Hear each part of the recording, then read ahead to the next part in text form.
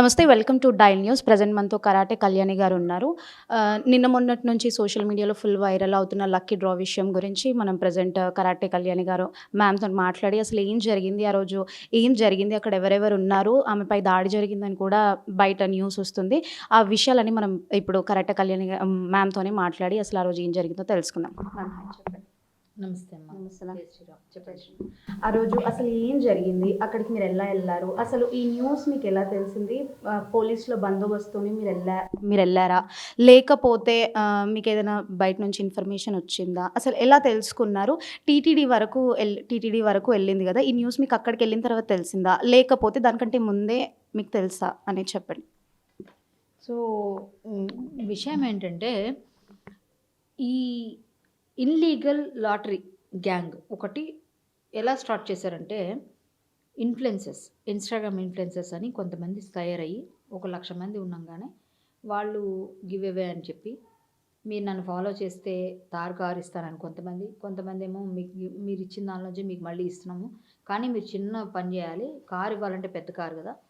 399 కట్టండి. స్టార్టింగ్ అదే ప్రైజా మ్యామ్? లేకపోతే నేను బయట విన్నదేంటంటే 1,500 వరకు చార్జ్ చేస్తున్నారు. ఒక్కొక్క లక్కీ డ్రా కూపన్‌కి అని విన్నాను. తెలీదు నాకు. మేబీ అలా కూడా ఉండుండొచ్చు. అవన్నీ తెలీదు గానీ 399, 199, 50 రూపీస్, 20 రూపీస్ అవన్నీ నేను చూసా. అంటే ఒకటి కాదు, ప్రతి విషయంలోనే ఉంది అది. కర్నూలులో అయితే 2,000 కడితే మన థియేటర్ ఉంటుంది కదా, సినిమా హాల్ అది ఇచ్చేస్తాడంట. అలా 2,000 అందరినీ కడితే ఎంతమంది కడతారు? అది ఒక 2 కోట్ల 3 కోట్ల స్థలం అనుకో అమ్మా, అనుకో. ఆ 2 కోట్ల 3 కోట్లకి 2,000 అనగానే మీరు నేను అందరికీ ఆశే కదా. 1000 గజాలు 500 గజాలు పెద్ద హాల్ వస్తుంది, మనం సినిమాలు నడుపుకోవచ్చు, లేకపోతే ఏదైనా పెట్టుకోవచ్చు అనుకుంటారు కదా.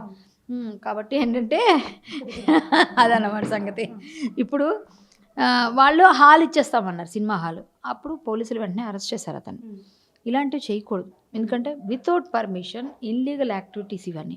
బెట్టింగ్ యాప్స్ కన్నా పెద్ద మాఫియా ఇది చిన్న మొత్తంలో డబ్బులు కనిపిస్తున్నాయి, కానీ కోట్లలో వెళ్ళిపోతుంది, లక్షల్లో కోట్లలో వెళ్ళిపోతుంది. అదే విషయం మా తమ్ముళ్ళు కొంతమంది కట్టారు. వాళ్ళు కూడా కట్టిన తర్వాత వాడు రెస్పాన్స్ లేదు, కొంచెం తేడా కొట్టింది వీళ్ళకి. వీళ్ళందరూ హిందుత్వాదులే, కొంచెం హిందుత్వం కొంచెం ఫైట్ చేసే పిల్లలే. కాకపోతే ఆశ ఉంటుంది కదా, ఎవరికైనా ఆశ అనేది సహజం. 300 కడుతుందండి, పెద్దది ఏదో వస్తువు అంటే ఓన్లీ అనుకొని కట్టేస్తారు కదా. అలా కట్టిన వాళ్ళలోనే వీళ్ళు ఏంటంటే తర్వాత వీళ్ళు మాఫియా చేస్తున్నారు, ఇదంతా మాఫియాలాగా ఏర్పడిపోతుంది, ఇది ఒక పెద్ద గ్యాంగ్ నడుస్తుంది నీ ముఠా అని పిల్లలకి కొంచెం మనసు చాలా ఇబ్బంది పడి నా దగ్గరకు వచ్చారు. నాకన్నా ముందు వాళ్ళు ఎంతమంది దగ్గరికి వెళ్ళారు అంటే, ఈ పిల్లవాళ్ళు మ్యాక్సిమం ఎవరైతే దీనికోసం మనకి పని చేస్తారు, హెల్ప్ చేస్తారు అనిపిస్తుందో అందరి దగ్గరికి తిరిగేశారు వాళ్ళు. పొలిటీషియన్స్ దగ్గరికి, అలాగే పోలీసుల దగ్గరికి, టీటీడీకి మెయిల్స్, టీటీడీకి విజిలెన్స్ ఆఫీసర్స్కి. వాళ్ళు చెయ్యని పని లేదు, వాళ్ళ ప్రయత్నం అన్ని రకాల ప్రయత్నాలు చేశారు పిల్లోళ్ళు. చేసి అన్ని రకాలుగా చేసినా కూడా, ఈవెన్ కొంతమంది యూట్యూబర్స్గా ఇప్పుడు ఇన్ఫ్లుయెన్సర్స్గా ఉన్న కొంతమంది బయటికి తీస్తున్నారు కదా కొన్ని విషయాలు, మేము వెలికి తీస్తామని, అలాంటి వాళ్ళకి కూడా పెట్టారట. వాళ్ళు కూడా రెస్పాండ్ అవ్వలేదు. సో చివరికి వాళ్ళు వెక్స్ అయిపోయి ఇది ఎలాగైనా తీయించాలి, ఇప్పుడు 16వ తారీఖు లాటరీలు ఉన్నాయి, ఆపాలి, మాకు ఎలాగో వస్తుందో లేదో నమ్ముకోలేదు, మేము ఎలాగో కట్టాము, కానీ కట్టిన వాళ్ళందరూ మోసపోతున్నారు, ఇంతమంది డబ్బులు తినేస్తున్నారు వీళ్ళని. వాళ్ళు ఏం చేశారంటే, ఎవరో చెప్పారు వాళ్ళకి, నన్ను కలిశారు వాళ్ళు ఇంతకుముందు కూడా. ఎక్కడ కలిశారు అంటే లంగరౌస్ పిఎస్లో కలిశారు వాళ్ళు. లంగరౌస్ పిఎస్లో నేను ఒక పాకిస్తాన్ అబ్బాయి ఇష్యూ బయటికి తీశాను, అది లవ్ జిహాద్ కేసు. సో ఆ టైంలో వీళ్ళు నాతో ఉన్నారు, వీళ్ళందరూ హిందుత్వం కోసం పనిచేసే పిల్లలు కూడా వచ్చారు. అది వాళ్ళకి గుర్తొచ్చింది, అందరి సంగతి ఎందుకు, కళ్యాణక్కకి చెప్తే కళ్యాణక్క టేక్ ఓవర్ చేస్తుంది ఈ కేసు, మ్యాక్సిమం బయటకు వచ్చిందంటే చాలు వాళ్ళని పట్టుకుంటారు అని వాళ్ళకి ఎందుకో, ఇదంతా భగవంతుడే చెప్పినట్టుగా అందరూ అట్లా వచ్చారు అనుకోండి. సో వాళ్ళు వచ్చి నాకు ఇలా చెప్పారు. నేను కూడా ఏం తమ్మి 200, 300 రూపాయల కోసం ఏమని పెడతాం రా ఇదని నాకు కూడా బుర్రకు ఎక్కలే ఫస్ట్. తర్వాత వాళ్ళంతా పెన్ టు పెన్ రాసి మొత్తం చెప్పినాక నాకు అర్థమైన తర్వాత మెయిన్ వాళ్ళు టీటీడీలో ఉన్న వీడియో చూపించారు, అది నేను ట్రిగ్గర్ అయిపోయాను. బల్కంపేట ఎల్లమ్మ గుడిలో ఉన్న వీడియో చూపించారు, అది ఒక ట్రిగ్గర్ అయ్యా. దానికంటే ముందు నుంచి ఎప్పటి నుంచో స్టార్ట్ చేశారు వాళ్ళు ఈ లక్కీ డ్రా. అప్పుడు అది మీకు తెలుసా? టీటీడీ వరకు వెళ్ళిన తర్వాతే మీకు తెలుసు. నేను ఇవన్నీ ఎక్కడ మా ఇన్స్టాగ్రామే సరిగ్గా చూడను, నాకు ఎట్లా తెలుస్తాయి ఇవన్నీ? చూస్తే కదా రీల్స్లో పనికి వస్తాయి. మనం ఏదైనా ఉంటే పనుల మీద పని చేస్తాం, కానీ మనం రీల్స్ సరదాలు నేనే రీల్స్ చేయను, మీరు చూడండి కావాలంటే. అసలు నాకు ఇలాంటివన్నీ, కాబట్టి మనకు అంత కనిపించరు వీళ్ళు. కాకపోతే ఏంటంటే అప్పుడప్పుడు కనిపిస్తుంటాయి కానీ అంత దృష్టి పెట్టలేదు, కనిపించుంటాయి. సరే ఎవరో ఏదో రీల్ చేసుకుంటారు, ఎవరో ప్రమోషన్స్ అనుకుంటాం కదా, వాడే అట్లా నిర్వహిస్తారు అనుకో, ప్రమోషన్స్ చేస్తారు కదా, మమ్మల్ని కూడా అడుగుతారు ప్రమోషన్స్ చేయమని కొన్ని, అలా అనుకుంటాను నేను. సో అందువల్ల అంత నాకు నాలెడ్జ్ లేదు దీనిపైన. వీళ్ళు ఎప్పుడైతే చెప్పారో అప్పటి నుంచి నేను చూస్తే నాకు అన్ని ఇవే కనిపిస్తున్నాయి. మనం ఎప్పుడైతే దృష్టి పెట్టాం కనిపిస్తాయి కూడా. సో కనిపించేసరికి నేను వెంటనే వాళ్ళు వచ్చి, అక్క ఇలా అవుతుంది అక్క, చాలా 16వ తారీఖు నాడు రా ఉంది, మేము కూడా మోసపోయాం, మీరు ఎలా అయినా పోలీసులకు చెప్పండి, మా పేరు మీద తీసుకోవట్లేదు, ఎవరు ఏం చేయట్లేదు అంటే, సరే నాకు ఇది సామాజిక దృక్కోణం అంటే సమాజం పట్ల ఒక బాధ్యతాయుతమైన కార్యక్రమం. సో నేను ఆలోచించి టీటీడీ అనేది చాలా ప్రెస్టేజియస్ మనందరికీ, అలాంటి దేవదేవుని దగ్గర ఒట్టు పెట్టి ఇలా మాట్లాడడం చాలా కరెక్ట్ కాదు. సో నేను దాని గురించి అప్పుడు నేనేం చేశానంటే, అప్పుడు అన్వేష్ గురించి ఒక కంప్లైంట్ ఇస్తున్నాను నేను పంజాగుట్టలో. అదే రోజు 13వ తారీఖు 13వ తారీఖు రాత్రి నేను 3 కంప్లైంట్లు ఇచ్చా, అందులో ఇది ఒక కంప్లైంట్. 13నే ఇది ఎఫ్ఐఆర్ అయింది, night mid night 13 FIR file చేశారా వీళ్ళ మీద? నైట్ అయిపోయింది వెంటనే. ఎందుకు చేయనన్నారు, చాలా దానికి ఒక గొడవ నడిచింది. ఏంటంటే నేను ఇక్కడ నుంచి సిసిఎస్కి వెళ్ళాను, సిసిఎస్లో పెట్టాను, సిసిఎస్ వాళ్ళు కూడా ఇది తక్కువ అమౌంట్ కాబట్టి మా దగ్గర రాదు, మీ ఏరియాలోనే పంజాగుట్టలో చేయించాను. మళ్ళీ అక్కడ నుంచి వాళ్ళే పంపిస్తే పంజాగుట్టకు వచ్చాను. సో సిఏ గారు చేశారు. చేసినప్పుడు 14వ తారీఖు పొద్దున్న నాకు ఎఫ్ఐఆర్ ఉంది. కానీ నేను ఎందుకు బయట పెట్టలేదంటే పండగ హడావుడి, ప్లస్ నేను అన్వేష్ మీద ఫైట్ చేస్తున్నాను, ఆ ఫైట్ పక్కకి వెళ్ళకూడదు అనే ఉద్దేశంతో ఇది బయట పెట్టలేదు. తర్వాత సజ్జనార్ గారు, నేను 16వ తారీఖు నేను బాంబే హరికథకు వెళ్ళిపోయాను. నాకు అక్కడ నేను ఒక గెస్ట్గా ఉన్నాను హరికథ చెప్పడానికి. సో నేను వెళ్ళాను, నన్ను వాళ్ళు హానర్ చేశారు, మంచిగా హరికథ అంతా అయిపోయింది. 16వ తారీఖు ఎప్పుడు సజ్జనార్ గారు ఈ విషయాన్ని బయట పెట్టారు. బయట పెట్టి నేను ఎఫ్ఐఆర్ చెప్పలేదు ఆయన, బట్ ఇలాంటివన్నీ జరుగుతున్నాయి, జాగ్రత్తగా బీ కేర్ఫుల్ అని చెప్పారు ఆయన వార్నింగ్ చేశారు. సో వార్నింగ్ ఎప్పుడైతే చేశారో ఇతనికి వీళ్ళందరికీ భయం రావాలి. నాకు 18వ తారీఖున నా ఏదైతే నేను పెట్టిన ఎఫ్ఐఆర్ బయటకు వచ్చింది, మీ అందరూ టీవీలో ప్లే చేశారు. సో అది ఎప్పుడైతే వచ్చింది, దానికన్నా సజ్జనార్ గారు చెప్పిన తర్వాత నేను చేశానని చాలా మంది టీవీలో చెప్తున్నారు. నో, దానికంటే 14వ తారీఖున చేశాను నేను, నా దగ్గర ఉంది ప్రూఫ్. సో సజ్జనార్ గారు మాట్లాడక ముందే నా ఎఫ్ఐఆర్ అయింది. 16వ తారీఖు ఆక్షన్ ఉంది కాబట్టి 16 ఎప్పుడో సజ్జనార్ గారు మాట్లాడారు, వాడు ఆపేడో లేదు తెలియదు, మొత్తానికి అది ఆగింది. 20వ తారీఖు నేను పొద్దున్నే దిగాను హైదరాబాద్లో. దిగంగానే మా ఫ్యామిలీ అంతా వచ్చాము, ఇంటికి వెళ్ళాను. వెంటనే పోలీసులకి నాకు ఒక వీడియో వచ్చింది. ఆ వీడియోలో సారాంశం ఏంటంటే, ఈవినింగ్ లాటరీ వేస్తున్నాం, లైవ్ పెడుతున్నాం, మీరు చౌటుప్పలు వచ్చేయండి అని చెప్పాడు అందరికి. అక్కడ నుంచి పెడతామని చెప్పాడు, రమ్మని చెప్పకపోయినా. సో అట్లా ఉండేసరికి మేము పోలీసులకి ఇచ్చాం. నేను 1 అవర్లో నాకు కూడా కొంచెం వీడియోలు నేను యూట్యూబ్ ఛానల్ కొత్త కూడా స్టార్ట్ చేశాను, karate Kalyani, voice of karate Kalyani, దానిలో వేసుకుందామని నేను కూడా వెళ్ళాను. సో వీళ్ళంతా ఎవరైతే పోలీసులు ఉన్నారో వాళ్ళు కూడా వచ్చారు. సో వెళ్ళి లోపల చాలా కష్టపడి మొత్తానికి వాడిది దొరకలేదు, వాడి అడ్రస్ దొరకకపోతే మేము లక్కీగా భగవంతుడే మాకు దారి చూపించాడు కాబట్టి, ఆయన పట్టించాలని ఉన్నాడు కాబట్టి వెంకటేశ్వర స్వామి పట్టుకునగలిగాం, లేకపోతే పట్టుకోలేము. వాడంతా తెలివితేటలకు ఉపయోగించాడు. వాడు స్విచ్ ఆఫ్ చేశాడు. పక్కన ఉన్నవాడు కూడా లైవ్లో ఉన్నాడు ఒకడు. మాకు ఒక్కసారి ఈ పిల్లోడు బాధితుడు ఉన్నాడు కదా, వాడు కూడా మాతో ఉన్నాడు కదా, వాడికి నాకు ముందే డౌట్ వచ్చింది, వీళ్ళు గుర్తుపడతాడు కదా అని పట్టుకెళ్ళాను. నేను కూడా పట్టుకెళ్ళేటప్పుడు ఏమైంది, ఆ పక్కన ఉన్నవాడు కూడా ఎప్పుడు వీడితోనే ఉంటాడు అక్క, వీడ పక్కన లైవ్లో దొరికితే మనకు దొరుకుతాడు అని చెప్పి చూస్తే లైవ్లో ఉన్నారు. లైవ్ స్టార్ట్ అయింది, లైవ్లో ఉన్నాడు. సో వాడి నెంబర్ వెతికి వాడి నెంబర్ తీసి ట్రేస్ వచ్చేసి పోలీస్కి ఇచ్చి, వీడు కూడా పక్కన ఉన్నాడు సార్, వాడి నెంబర్ ఆఫ్ ఉంది, వీడు చూడండి అని చెప్పాం.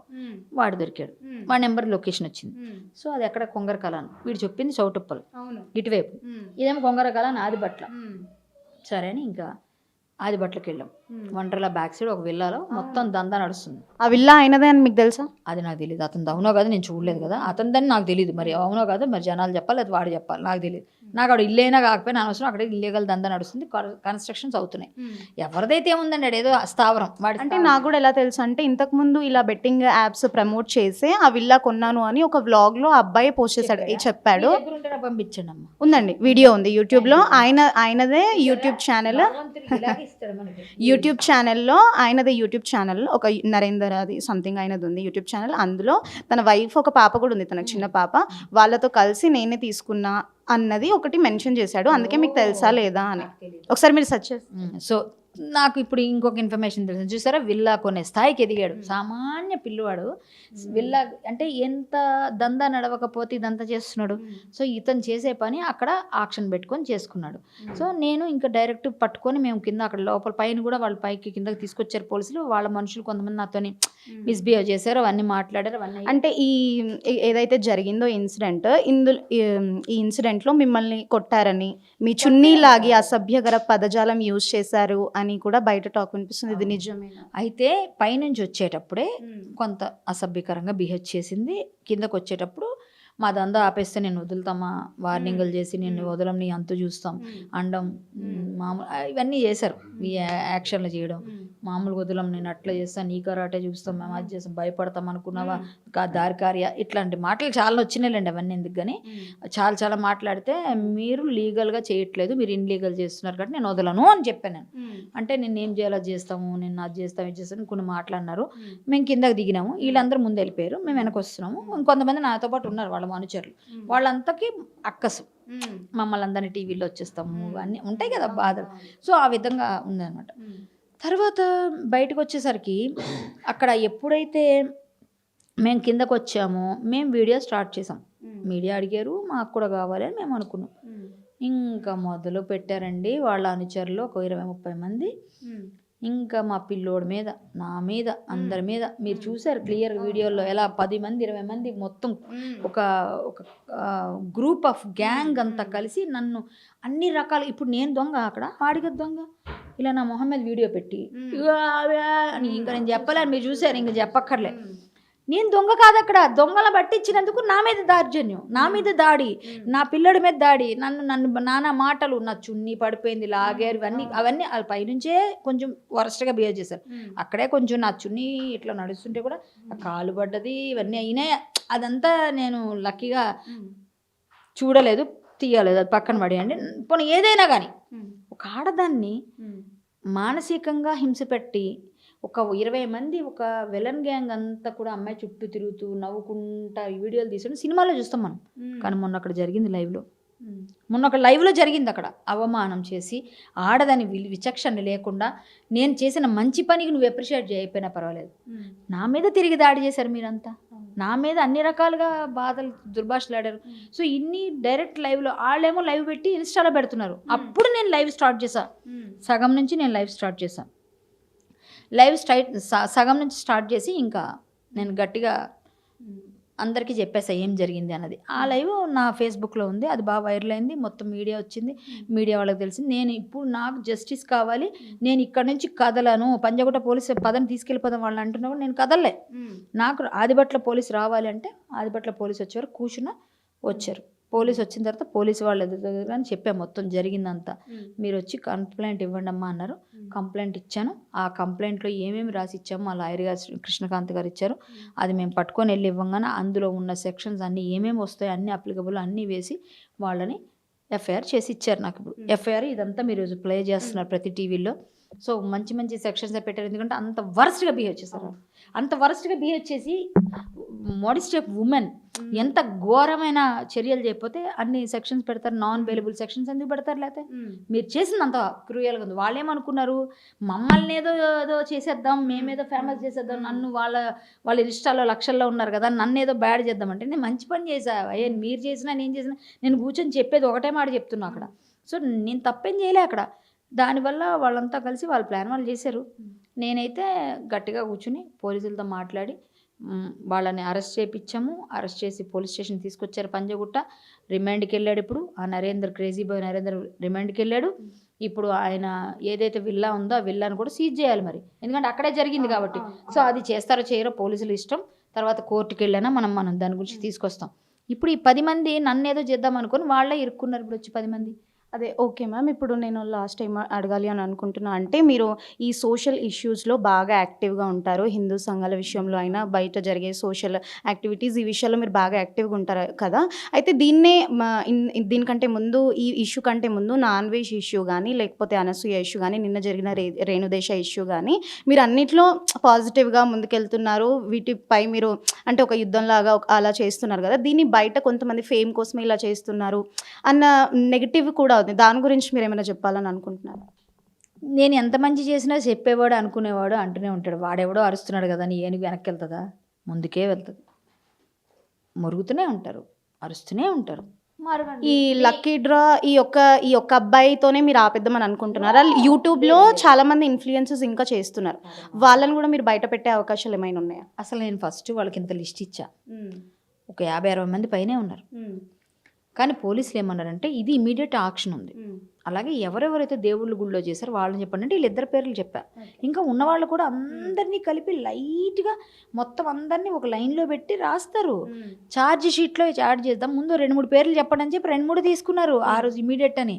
అందరూ ఒక్కరు కాదు, 50 రూపాయలు 20 రూపాయలు పెట్టిన వాళ్ళు కూడా వదలం, ఇక్కడ అందరూ ఉన్నారు.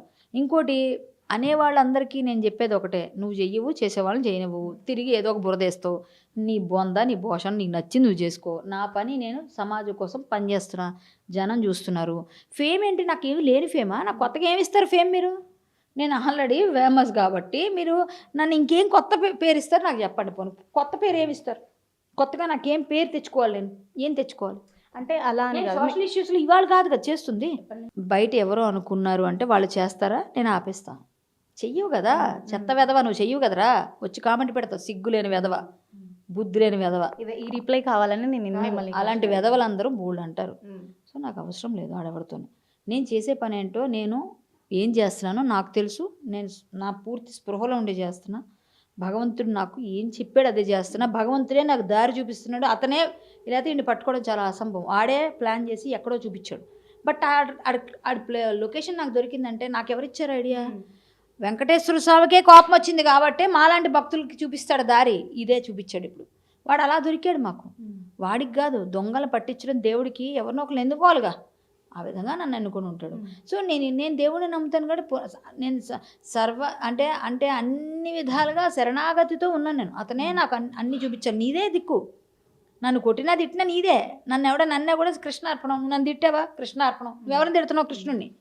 నువ్వు రాముని తిడుతున్నావు, కృష్ణార్పణం, రామార్పణం, శివార్పణం. ఎవరిని తిడతావు? ఇప్పుడు నన్ను కళ్యాణ్ తిట్టట్లే, అది తిట్టేవాడు అందరికీ అదే.